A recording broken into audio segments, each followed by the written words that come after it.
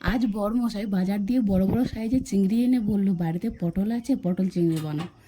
তো আমিও আর দেরি না করে প্রথমে চিংড়িগুলোকে পরিষ্কার করে কেটে ধুয়ে পটলগুলো খোসা ছাড়িয়ে দু টুকরো করে কেটে সাদা তেল গরম করে পটলগুলো ভেজে তুলে নেব।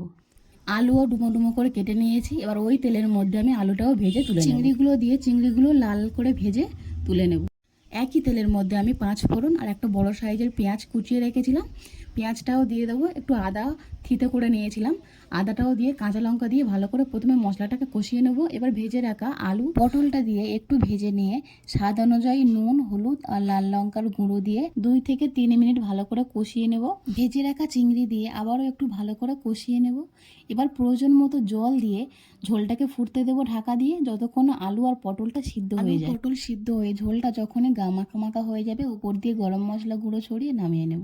তো বন্ধুরা, দেখা হচ্ছে আবারও একটা নতুন ভিডিওর সাথে। এখনকার মতো টাটা।